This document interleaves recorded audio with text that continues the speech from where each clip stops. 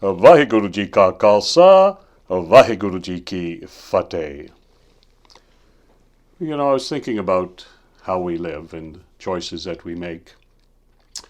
And we have a choice how to live. We can live with faith or we can live with fear. So those are two different things. That faith is that capacity within us to trust. To trust that whatever is going to happen, whatever is going to go forward, whatever is going to be in alignment with us is going to come. And that's the faith, the trust that we put into life. And the trust that we put into that life is the ability to meditate, to relax, to be able to accept all those things that go on. We want to live in diversity, we know that. We want to live diversely and in diversity. But we have to also live through the adversity as well. So that faith is to live both in diversity, we want to be multi, but we also have adversity, we have that which is challenging us, and that which we have to walk through. And to have the faith in that, rather than live in the fear, if we live in the fear that we can't look over our shoulder what's going to happen, then as you know, that affects every part of us mentally, affects our mind, how we're thinking, affects our body, we become tense, we become uptight. And spiritually, it affects us in that fear because we doubt within ourselves. If we can't have a relationship with our own soul, that Atma within us, then how do we have that relationship with the infinite soul, the Paramatma? Right? If there's no relationship with our Atma, how is the relationship with the Paramatma? It doesn't exist. So that relationship within ourselves, that trust within ourselves, to trust in Paramatma, trust in that infinite consciousness within the self. And we meditate, we do all those things, we keep centered in ourselves so that continuously we're always vibrating at that space. We call that the fourth state. If we can be in that fourth state, it's called as Turiya. Turiya means that which is in the fourth state of being, of consciousness that is constant. And we achieve that state, we call that fourth state, or that Turiya, we reach that fourth state when we're always vibrating within us the sound current, the vibration, the Nam. We're going to talk about that at the course on the weekend, about how we maintain that vibration of that sound, so that we don't have to live in the fear of anything. But that fear that we live in is manifested because of our own actions and our own feelings within ourselves. If we don't feel good about ourselves, if we don't feel that what we're achieving is there, then there's fear, there's doubt that multiplies and it grows. So I always choose to look at, well, why have that fear? What is going to be is going to be, is going to happen. But if we have the faith and the trust that the infinite is serving us, that Paramatma, that infinite soul is always in service to us, then whatever we need to be guided through will get guided through. That's the will of the infinite, or will of God that we call it. To be in that will, rather than just the will of the mind, which the will of the mind then becomes confused and mixed in doubts and fears. But how do we maintain that faith? What keeps us strong in our own self, that we can always maintain that strength, maintain that faith, maintain that understanding of that faith through any adversity that we face?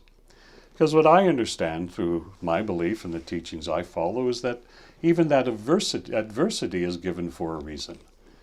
Even that is given so that we can deeply more understand what is our actions, what is our behavior, what is our word, how we are manifesting that which we want, and how are we sabotaging that which is meant to come to us. So many things are given all the time. Constantly is my feeling and what I experience. But what breaks up that goodness of all that is my own thinking that I don't deserve it, or my own thinking that I can't accept that in my consciousness, that I can't receive it, that something else is going to happen. If I have fear of that and sabotage that, then my actions reflect that. So when we say, well, you sabotaged that, or you had that success, but then you tore down that success, because of the fear and the insecurity in the self, that we're not being given what we need. And we reach that certain point. I had to reach within myself, that point within me where I just open up my hands and say, okay, is your will. And what you provide, you provide. My goal within that and my task within that is to always bow at your feet, to always be humble to the existence of that which created us, to allow the vibration of that to move through me so that I can daily understand it more deeply within myself. And as I understand it more deeply within myself and I relax to that, then I manifest it as a truth. And as I manifest it as a truth, it becomes a reality. So reality can be lived in the realness of what's happening in this world, or can be lived in the fantasy of what's happening in this world. And we see what goes on around our individual lives constantly. Our families, all those things we deal with on a day-to-day basis. What we have to do, where we have to go, who we have to work with, what we have to talk about, where we have to be seen, all of those things. We're very complex beings, extremely complex. But some point that choice comes. Is it faith or is it fear? Is it trust or is it doubt? Is it security in knowing that this universe is vast and that I was created by a creator who brought me here? Or do I live in that doubt, in that insecurity, that that's not true? That I have to look at and understand. And it's the wisdom and the experience of our time here as we travel this journey in this physical body, which has been gifted to us. And it was gifted to us, as physical body was gifted at birth to manifest intuitive consciousness, to know what's going to be in the future. We were born into this body, in this form, to manifest our intuitive consciousness, to understand what is our future going to become. And we spend all this life and all this grinding that we do to achieve that which we want to manifest through our intuitive consciousness and what moves through us to become that. Some may become a writer, some may become an artist, some may become a healer, some become a teacher, some come to understand what are the forces of nature that exist through us. You become many, many things. We can study things, we can learn so much, we can go to schools, we can become lawyers, and we can become doctors, we can become nurse people that look after others. There's so many things, we can mention millions of them. And in those millions, trillions, and zillions of things that happen that we can choose to become in life, the key understanding of all of that structure, in my belief, is the aspect of intuitive consciousness. And we were born into this life to have intuitive consciousness, is my belief, and to know what our future would be. That is the consciousness at birth, and is manifested and grown and developed. And now we want to develop, because we weren't taught how to use that intuitive awareness when we were young, but we're learning it, and we've learned it now, and we're manifesting that intuitive consciousness that gives us the trust and the faith. When we live in that intuitive consciousness, that is what we call the fourth state of being. Turiya, it's called Turiya. It's understanding that state of consciousness that's always intuitive, constantly, consistently, always. 24/7. What maintains that is, as we talk about all the time, that spiritual practice, your meditation, your movement, your exercise, your devotion, all those things that you do in your life that lead to your devotion to the feet of that which created you, in however you see that within yourself, however that manifests itself within you. But that's the trust. And no matter what the adversity, you say, well, you want me to trust, but you don't know this happened to me. Well, I'll double it. I'll tell you what happened to me. Right? And then you'll triple it. Yeah, but you don't know. You blah, blah, and I'll quadruple it. Yeah, but I had, we'll just keep going. And we'll talk about that adversity. But that adversity comes through the diversity of living. And the challenge of life is to challenge it. When that challenge comes, we have to challenge it. And the challenge sometimes means that we have to change ourselves. In this Aquarian age, in this change of time, in this the relationship of the planets and the solar system and what is happening in the movement of this whole thing that's going on with this joining of all the stars and all that, is that everything becomes known. So every action can be traced.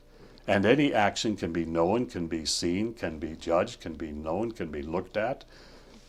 Every action. Everything will surface. Everything. And it's happening. We see it in our own lives. We see it globally, what's happening. Because that's the nature of this concordance of these planets. That the shifting of the consciousness is such that we have to live in our truth eventually. Now is best, but eventually. Because everything surfaces. Everything becomes known. Everything. The access to information is vast. Push a button, zillions of information come to you in a moment of time. So everything is shifting that way. And that leads us to that need to have that faith and that trust within ourselves. And not to have the fear. What's done is done. I can't go back and change that. I can't change what I did yesterday. I've gone through the day today, and tomorrow's a new day and a new breath. And that I can carry on into my life. To allow myself to relax, to receive. And as soon as I allow myself to relax, I do receive always. In many different ways and different capacities. Because we're put at the right exact time, at the right place that we meet each other. We maybe meet somebody we haven't seen for many years. Oh, what are you doing? Are you teaching class? Yeah, oh, can I? Sure, everybody. Here's the information. And it's that exact time and space that we meet, that we connect, or that we reconnect consciously with each other, because once we touch into the vibration of each other, we'll always connect with each other. Somehow, somewhere in any place in the world, we connect. We connect as souls. Wherever I travel in the world, we always connect with somebody. Always. Because we're meant to be connected. When we cross each other in our electromagnetic fields, we will always connect and reconnect with each other. Sometimes that cycle, sometimes can take 20 years, sometimes can take 2 minutes. But we'll always reconnect because we connect into each other. I always say that anyone I've ever taught, anyone I've ever meditated with, anyone who's ever I've had that connection to, never leaves my auric field. Never. I had a teacher who could take millions on their shoulders. I said, if I could take, a few 100,000, I'll be okay. I said, why not? But what keeps us in the strength of that, and that's the beauty that I find in life, is that if I stay in that meditative state of consciousness constantly, and remind myself through my practice that maintains that strength and keeps that jyot, that light, bright within my heart and soul and being, then it doesn't matter. We can pass through zillions of souls, millions, through each other, and carry each other through that. It doesn't drain. It's just a container for containing the energies. And as we expand to contain that container of energies, then we grow in this life. It's a constant movement. We think of our spouses, we think of our families, we think of those we're close to, we think of our children, children think of us, we're always in connection, but it expands to everyone that we connect with, that we cross a path with, that we connect into, that we connect as part of each other, friend or foe. And to me, that is the flow and the beauty of life, all those connections that we make. And having the faith and the trust within yourself to receive, to accept, and to acknowledge that you're deserving of receiving all that is there to receive. All those gifts. Rid sid no nid, the 9 treasures, those beautiful gifts that are given in the heavens and that are given in this earthly plane, are open for everyone to receive. Everyone to receive that. That's the capacity that we're born into. And as I said, we're born to have intuitive consciousness, to create that opening from birth to understand that that's what we'll receive as we journey through this life. And the consciousness of the Aquarian age of how our next generation shall be raised is that a time will come when they will be raised, when we will understand that from birth we're raised to have intuitive consciousness. And everything that is shown and given to us. Look at even the youngest child today, can pick up 1.5 years old, can pick up a cell phone, push a button, knows everything. And by 3 years old, they're making phone calls, they're playing games, they're going to websites, 3 years old. Some even younger. They already have that, and they know exactly how that works. The intuitive consciousness is already within them, but how we progress it and how we can share it with young people and start now teaching young people how to have that intuitive awareness within themselves, to manifest it now at a young age, so be able to utilize it and maintain it as they grow into life. But we're doing that now. We have that opportunity. We've come to that maturity of the being, of the self. And in our maturity of growing within ourselves, that maturity is nothing more than intuition. That's true maturity.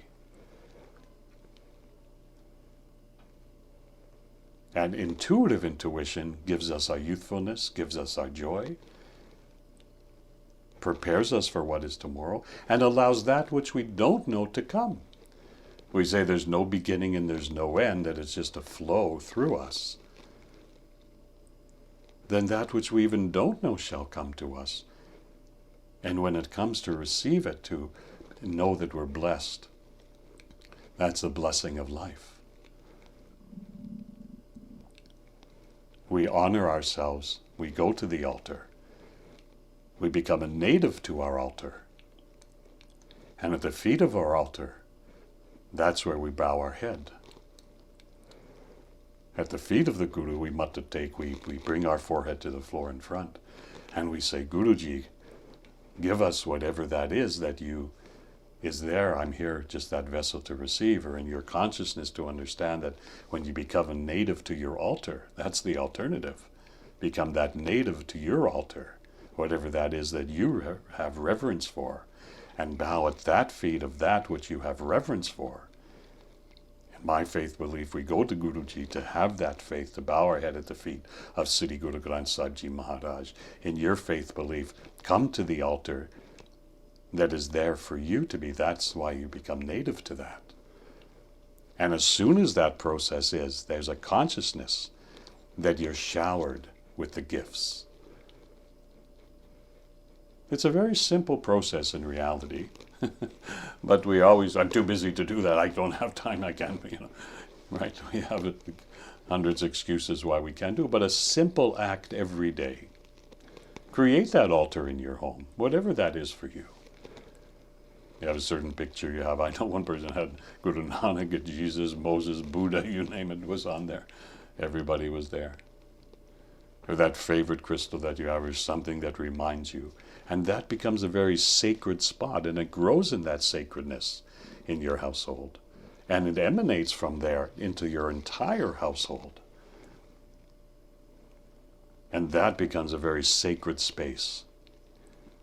And that sacred space grows within you, and it becomes a magnification of that which is sacred within yourself. It's all a matter of the relationship of your sacredness.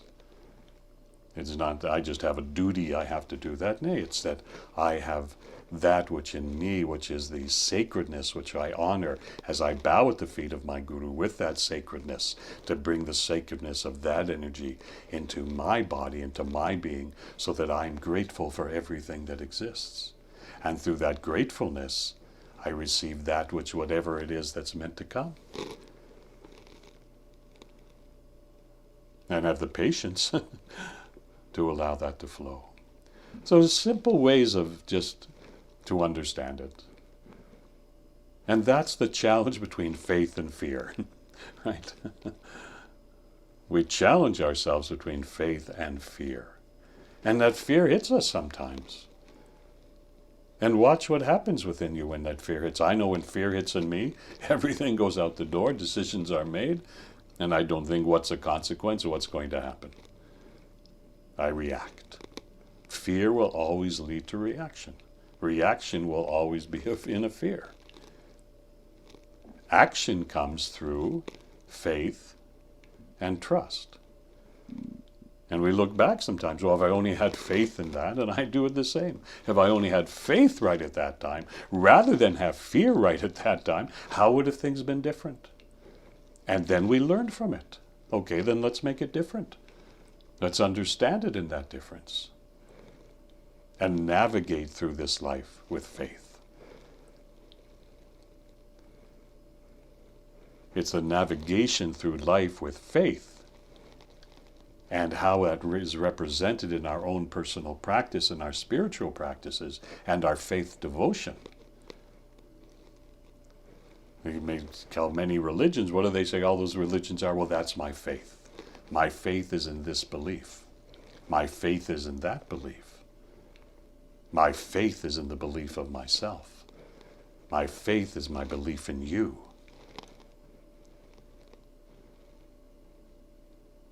And that's a relationship of the soul. And when that relationship with your soul becomes strong, and that's why we have our practice, our daily practices, our sadhana, our spiritual practices, so that I have faith in that who created me, who brought me here, who delivered me here, who was the vibration of that life force of my Atma in this physical body, that I hold that faith in, then whatever I need, I know shall be delivered. Patience pays. Don't we say that? That patience pays. Patience pays in the manifestation of you within you. That we call the Nam, the vibration of the self. And the vibration of the Nam, Satanam, that vibration is Ek Onkar. It's connected to the oneness of you within the self, which is the vibration of that truth that resides in the heart and the soul, the Nam, the reflection of your personal identity. Contained by Kartapurk, by that who does everything and has manifested everything. That has Nirbo and Nirver, has no fear and no vengeance. And that's the turning point of what we call Mul Mantra. That's the turning point. Ekonkar Satanam Kartapurk Nirbo Nirver. That's the turning point. Because through that turning point comes what we call a Kal Murat, which means deathlessness. The realm of that total existence. That's the turning point of what we call Mul Mantra. That's a turning point of that trust. So it's something to just understand, to have that relation within self, to have the trust and the faith that what you need shall come to you.